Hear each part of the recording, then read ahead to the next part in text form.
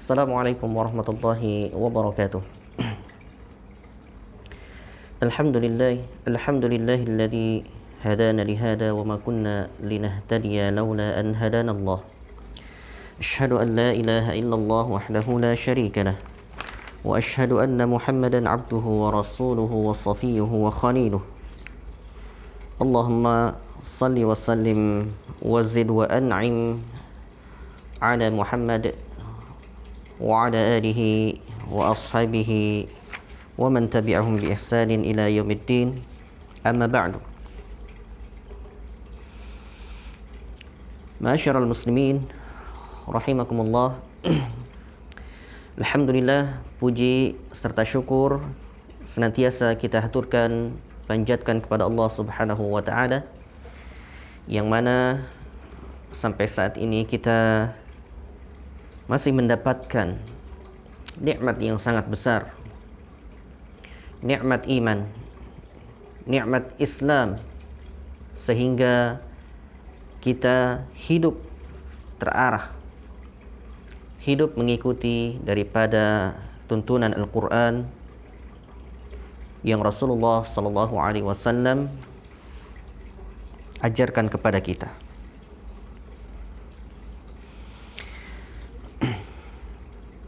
Ma'asyiral ikhwah rahimani wa rahimakumullah. Di kesempatan ini insyaallah kita akan mencoba untuk membaca salah satu kitab para ulama, yaitu kitab At-Tibyan fi Adab Hamalatil Quran.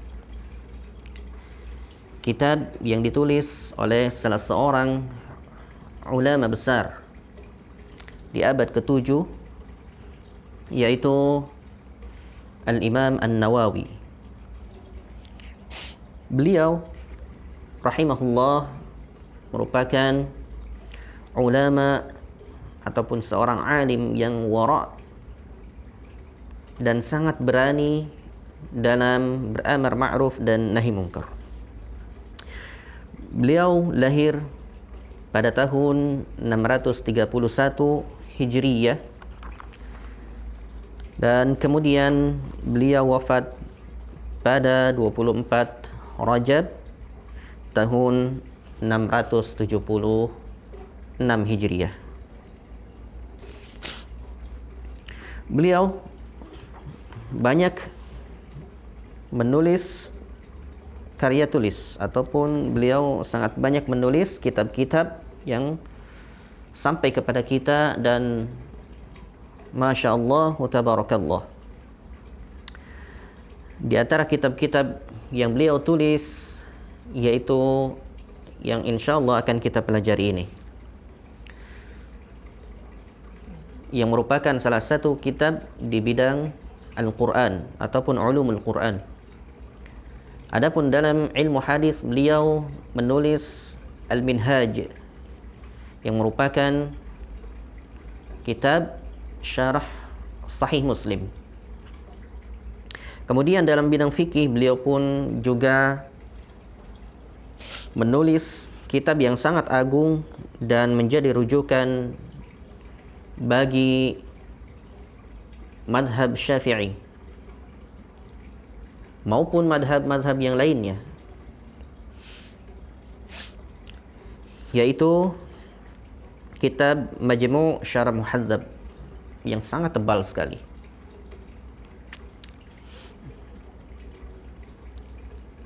Demikianlah daripada biografi singkat beliau.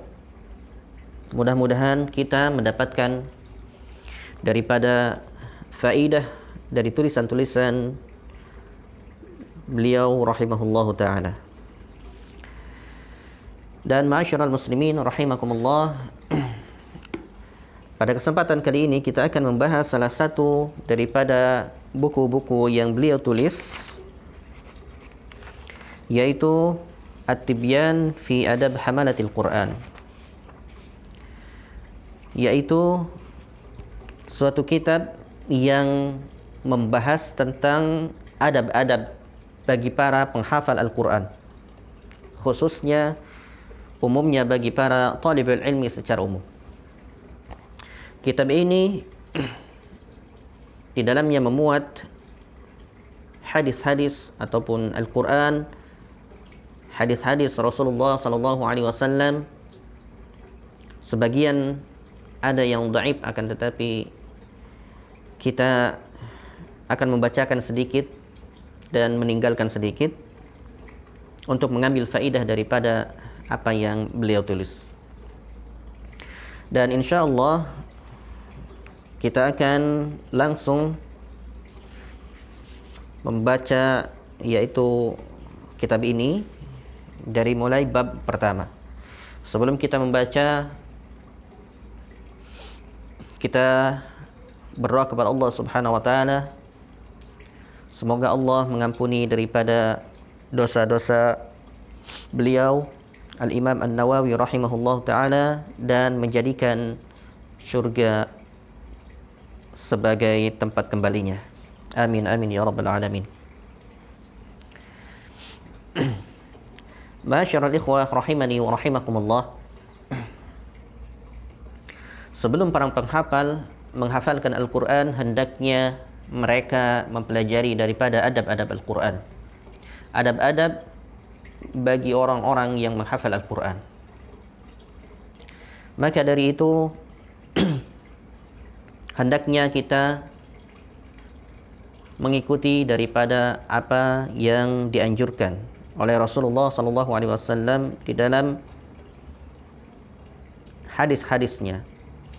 Kemudian juga hendaknya kita mengikuti tuntunan daripada yang telah diajarkan oleh para ulama nanti di dalam kitab At-Tibyan ini.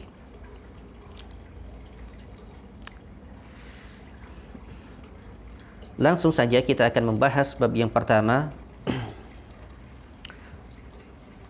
Qala al-muallif rahimahullahu ta'ala, al-bab al-awwal, bab yang pertama, fi atrafin min fadilati tilawati al-Quran wa hamalatih.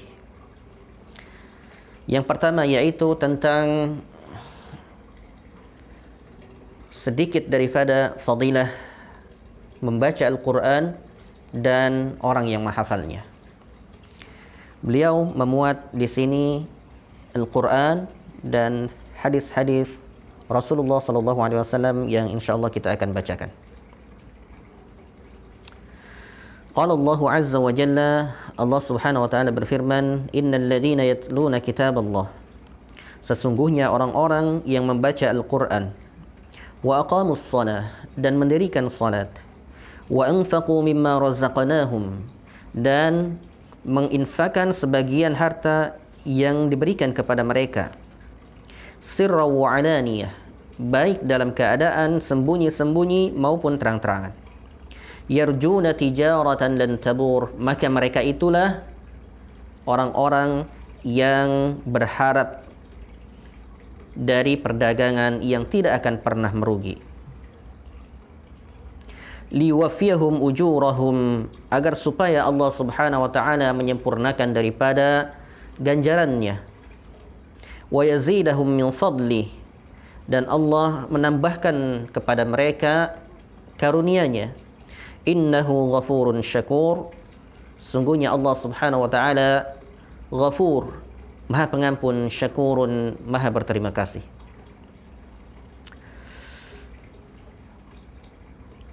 Warawaina an Uthman bin Affan, dari Uthman bin Affan radhiyallahu an, qala Rasulullah sallallahu alaihi wasallam, khairukum man ta'allama al-Qur'ana wa 'allamah, sebaik-baik kalian, Rasulullah sallallahu alaihi wasallam bersabda, sebaik-baik kalian yaitu man ta'allama al-Qur'an wa 'allamah, yaitu orang yang mempelajari Al-Quran dan mengajarkannya. Hadis ini sahih, diriwayatkan oleh Al-Bukhari. Wa an Aisyah radhiyallahu anha qalat, qala Rasulullah sallallahu alaihi wasallam, Dari Aisyah radhiyallahu anha, beliau berkata, Rasulullah sallallahu alaihi wasallam bersabda, "Alladzi yaqra'ul Qur'an wa huwa mahirun." Adapun orang-orang yang mahir membaca Al-Qur'an, ma'as safaratil kiramim bararah, maka mereka itu bersama para malaikat yang dimuliakan. Walladzi yaqra'ul Qur'an wa yatata'ta fihi. Adapun orang-orang yang kesusahan dalam membaca Al-Qur'an, wa huwa 'alaihi syaqun, dan dia merasa berat dalam pengucapannya, maka orang yang demikian lahu ajran, mereka mempunyai ataupun mendapatkan 2 pahala dari Allah Subhanahu wa taala. Hadis ini diriwayatkan oleh Al-Bukhari dan Muslim. Masyarul ikhwah, dalam hadis ini merupakan keutamaan daripada orang yang mahir maupun orang-orang yang baru belajar. Maka dari itu tidak ada penyesalan, tidak ada kerugian bagi orang-orang yang belajar Al-Quran, kitabullah yang sangat agung ini. Hadis berikutnya dari Abi Musa al-Ash'ari radhiyallahu anhu qala. Dari Abu Musa al-Ash'ari, beliau radhiyallahu anhu berkata, Rasulullah sallallahu alaihi wasallam bersabda, "Mathalul mu'minin atau mathalul mu'min alladhi yaqra'ul Qur'an mathalul utrujah." Permisalan orang mukmin yang membaca Al-Qur'an itu seperti utrujah, suatu buah yang masih satu jenis dengan jeruk. Bisa kita cari ya, di internet banyak utrujah.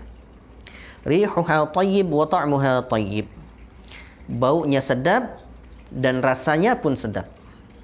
Itulah permisalan orang mukmin yang membaca Al-Qur'an. Wa mathalul mu'min la yaqra'ul Qur'an mathalut tamrah. Adapun orang mukmin yang mana dia tidak membaca Al-Qur'an. Nanti kita akan jelaskan apa yang dimaksud dengan tidak membaca Al-Qur'an di sini. Kamathalit tamrah, itu seperti kurma ya. Tidak mempunyai bau ya, la riha laha wa ta'muha hulwun. Tidak mempunyai bau akan tetapi rasanya manis. Wa mathalul munafiq alladhi yaqra'ul Qur'an mathalur raihanah. Adapun orang munafik yang membaca Al-Qur'an itu seperti buah raihanah yang mempunyai bau yang semerbak. Wa ta'muha murrun, akan tetapi rasanya pahit ya. Wa mathalul munafiq alladhi la yaqra'ul Qur'an kamathalil handhalah. Adapun orang munafik yang tidak membaca Al-Qur'an, maka itu seperti handhalah, satu buah yang mana tidak mempunyai bau dan rasanya pun pahit dan tidak enak. Hadis ini diriwayatkan oleh Al-Bukhari dan Muslim. Salah seorang ulama menukilkan dalam tulisannya bahwa yang dimaksud dengan mathalul mu'min alladhi yaqra'ul Qur'an adalah orang-orang yang menghafal Al-Qur'an. Karena orang-orang yang menghafal Al-Qur'an dengan sebenar-benarnya, jika mereka ditanya, maka mereka akan mendapatkan, orang yang bertanya akan mendapatkan manfaat. Begitu juga bagi dirinya. Maka hendaknya kita belajar kepada orang-orang yang demikian. Wa mathalul mu'min alladhi la yaqra'ul Qur'an mathalut tamrah. Adapun orang mukmin yang tidak membaca Al-Qur'an, maksudnya adalah yang tidak menghafal Al-Qur'an. Ya. Orang mukmin yang tidak menghafal Al-Qur'an itu Allah bedakan, atau Rasulullah sallallahu alaihi wasallam bedakan di sini. Ya. Mereka tidak mempunyai bau, namun rasanya tetap sedap, seperti kurma. Ya. Para ulama menyebutkan di sini, salah seorang ulama menyebutkan bahwa yang dimaksud dengan mukmin yang tidak membaca Al-Quran adalah yang tidak menghafal Al-Quran, dan mereka hanya mengambil faidah-faidah daripada Al-Quran. Mereka mengamalkan salat dan sebagainya, ibadah-ibadah yang lain mereka kerjakan, namun mereka tidak hafal dengan dalil-dalil, terkadang tidak menghafal Al-Quran. Mereka hanya mengambil faidah daripada mengambil faidah dari Al-Quran maupun hadis, namun mereka tidak hafal terhadap dalil-dalil tersebut. Berbeda dengan yang sebelumnya mereka menghafal, namun mereka juga mengamalkan. Sementara yang kedua adalah mereka yang mengamalkan, namun mereka tidak menghafalkannya. Kemudian masalul munafiq, adapun orang munafik yang membaca Al-Quran, maka seperti raihanah yang mempunyai bau. Di sini disebutkan rihuha thayyib, ya. Baunya sedap, tapi ta'muha murrun, akan tetapi rasanya itu sangat pahit. Di sini disebutkan rihuha thayyib, ya, baunya sedap. Karena apabila kita bertanya kepada mereka, barangkali kita mendapatkan faidah dari jawabannya. Jika ditanyakan kepadanya misalkan surat-surat Al-Quran atau letak daripada ayat, mereka akan menjawab itu dan tahu. Namun amal mereka terkadang menyelisihi daripada apa yang mereka hafalkan. Maka di sini disebutkan al-munafiq alladhi yaqra'ul Qur'an. Adapun mathalul munafiq alladhi la yaqra'ul Qur'an kamathalil hamdalah. Akan tetapi orang munafik yang mereka tidak membaca Quran sama sekali, maka mereka bahkan tidak mempunyai bau dan rasanya pun sangat pahit. Mereka tidak mempunyai faedah sama sekali. Jika kita tanya, mereka tidak tahu, dan bahkan mereka pun tidak mengamalkan daripada isi ataupun kandungan Al-Quran. Dan terkumpul dalam diri mereka itu kemaksiatan dan kejahatan. Ma'adallah, semoga kita dilindungi daripada sifat yang ketiga, sifat orang munafik.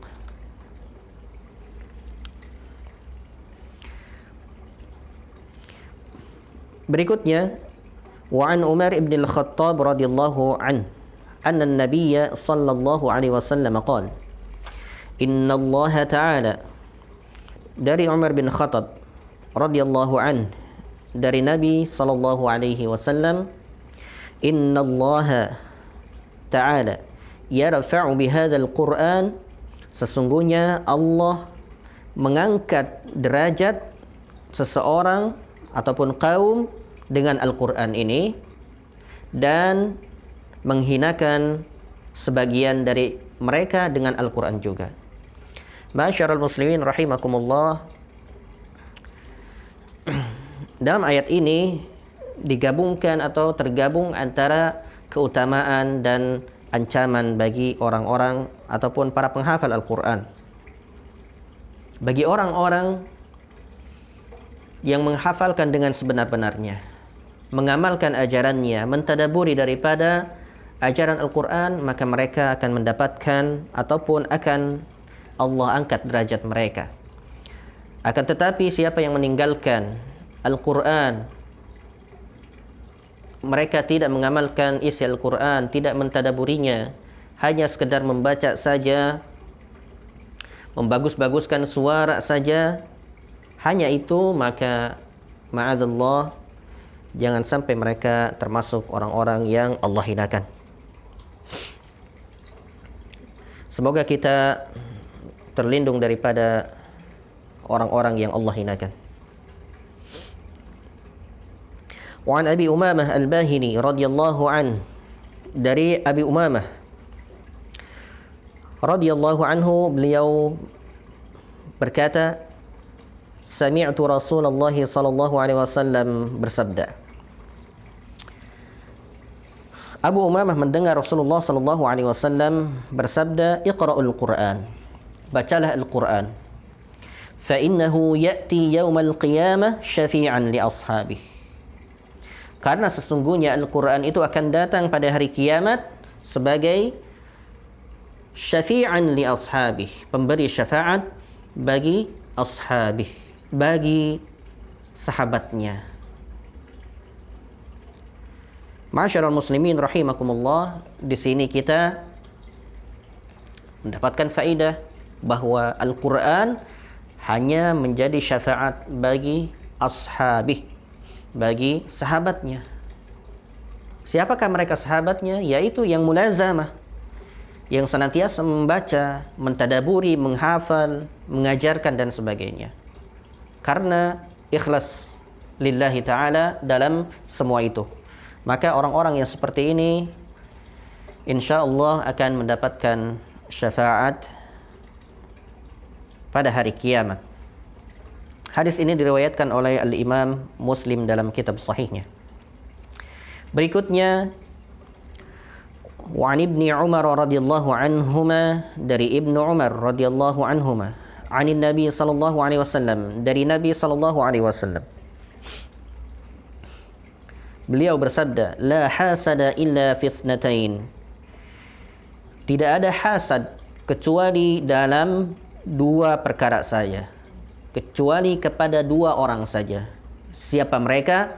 Yang pertama yaitu rajulun atahullahul Qur'an, yaitu kita hendaknya iri kepada orang yang Allah Subhanahu wa taala berikan kepadanya Al-Qur'an. Allah karuniakan Al-Qur'an kepada dadanya, kepada hatinya. Maka hendaknya kita iri kepada orang seperti ini. Fahuwa yaqumu bihi ana al-laili wa ana an-nahar. Dan dengan Al-Qur'an itu dia mendirikan salat baik malam maupun siang hari. Wa rajulun, dan yang kedua yaitu wa rajulun atahu Allahu malan, yaitu orang yang Allah Subhanahu wa taala berikan karunia kepadanya berupa harta. Fahuwa yunfiqu, dan sebagian daripada hartanya itu dia infakkan. Ana al-laili wa ana an-nahar. Dia infakkan baik malam maupun siang hari, baik terang-terangan maupun bersembunyi atau tersembunyi. Hadis ini diriwayatkan oleh Al-Bukhari dan Muslim. Yang dimaksud dengan hasad di sini adalah al-ghibtah, bukan hasad secara istilahan yang bermakna yaitu mengharapkan daripada hilangnya nikmat dari orang lain. Itu hasad. Secara istilahnya seperti itu. Akan tetapi hasad di sini adalah al-ghibtah, yaitu seseorang melihat orang lain yang dikaruniai oleh Allah Subhanahu wa taala lalu dia ingin seperti orang tersebut, namun tidak ada pikiran agar supaya ataupun tamanna, ya, atau dia tidak berharap bahwa nikmat itu hilang dari orang lain, ya. Dia hanya ingin bahwa dirinya itu seperti dua orang yang disebutkan oleh Rasulullah sallallahu alaihi wasallam. Berikutnya, wa an Abdullah ibn Mas'ud radhiyallahu anhu qala qala Rasulullah sallallahu alaihi wasallam, dari Abdullah ibn Mas'ud radhiyallahu an, beliau berkata Rasulullah sallallahu alaihi wasallam bersabda, Man qara'a harfan min kitabillah falahu hasanah. Siapa yang membaca satu huruf Al-Quran, maka baginya satu pahala. Wal hasanatu bi asyri amsalihha. Dan satu kebaikan itu akan dilipat gandakan menjadi 10 kebaikan. La aqul, Rasul tidak mengatakan la aqul, aku tidak mengatakan alif lam mim itu satu huruf, alif lam mim satu huruf, bal alifun harfun, akan tetapi alif itu satu huruf, wal lamun harfun, dan lam itu satu huruf, wa mimun harfun, dan mim itu satu huruf. Jadi 3 huruf. Jika kita membaca alif lam mim, maka kita mendapatkan 30 kebaikan. Masya Allah, tabarakallah. Masyarul muslimin, maka hendaknya kita termotivasi dengan keutamaan yang Allah berikan, ganjaran, pahala yang Allah berikan bagi kita orang-orang yang membaca Al-Quran dan mengamalkannya.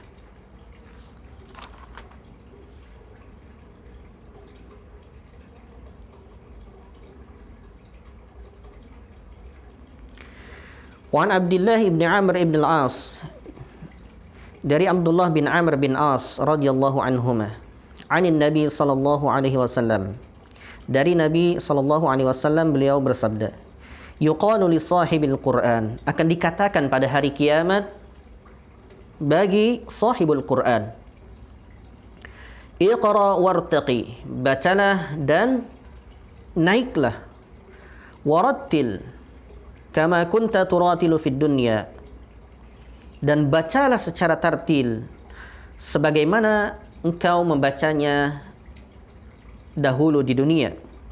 Fa inna manzilataka 'inda akhir ayatin taqra, karena sungguhnya kedudukanmu di akhirat, di jannah nanti, itu bergantung daripada ayat yang terakhir kamu baca. Salah seorang ulama mengatakan bahwa yang dimaksud dengan daripada kama kunta turatilu fid dunya adalah di sini merupakan fadilah bagi orang-orang yang menghafal Al-Quran. Semakin banyak Al-Quran yang dia hafalkan, yang dia baca, yang dia tadaburi, yang dia amalkan, yang dia ajarkan, maka manzilahnya atau kedudukannya semakin tinggi. Adapun semakin sedikit Al-Quran yang kita baca, yang kita amalkan, maka seperti itulah nanti di akhirat kedudukan kita. Wallahu a'lam bissawab. Wa an Mu'ad ibni Anas radhiyallahu anhu, dari Mu'ad bin Anas radhiyallahu anhu, dari Rasulullah, anna Rasulullah sallallahu alaihi wasallam qala, bahwa Rasulullah sallallahu alaihi wasallam bersabda, man qara'a al-Qur'an, siapa yang membaca Al-Qur'an, wa amila bima fihi, dan dia mengamalkan Al-Qur'an itu, ulbisa walidahu tajan yaumal qiyamah, maka orang tuanya akan dipakaikan kepadanya apa? Tajan, mahkota pada hari kiamat. Dau'uhu ahsan min dau'i syams, cahayanya lebih baik daripada cahaya matahari. Fi buyutid dunya, matahari yang berada di dunia ini. Fama dhannukum billadhi amila bihada, maka bagaimana pendapatmu dengan orang yang mengamalkannya? Ma'asyiral ikhwah, ini merupakan hadis yang sangat agung. Hadis ini derajatnya hasan li ghairihi. Ya. Diriwayatkan oleh Abu Dawud, Ahmad, dan Al-Hakim. Hadis ini merupakan hadis yang sangat agung bagi para penghafal Al-Quran.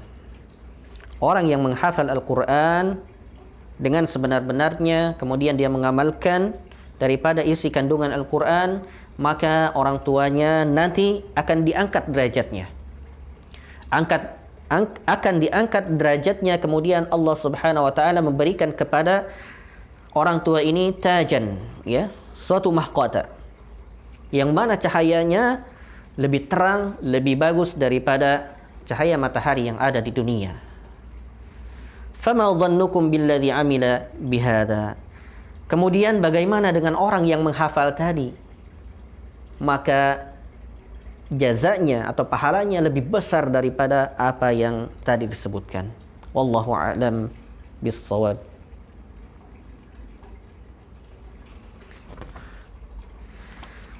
Ma'asyiral muslimin rahimakumullah, demikianlah bab yang pertama kita baca. Mudah-mudahan Allah Subhanahu wa taala memberikan hidayah dan taufiknya kepada kita sehingga kita dapat mempelajari Al-Quran dengan sebaik-baiknya. Mudah-mudahan apa yang kita sampaikan menjadi motivasi baik bagi para orang tua supaya mendidik anak-anaknya menjadi sahibul Quran, maupun bagi para talibul ilmi yang sedang menghafal Al-Quran maupun yang mempelajarinya. Demikian, subhanakallahumma wa bihamdika asyhadu an la ilaha illa anta astaghfiruka wa atubu ilaih. Wa sallallahu ala Muhammadin wa ala alihi wa sahbihi. Wassalamu alaikum warahmatullahi wabarakatuh.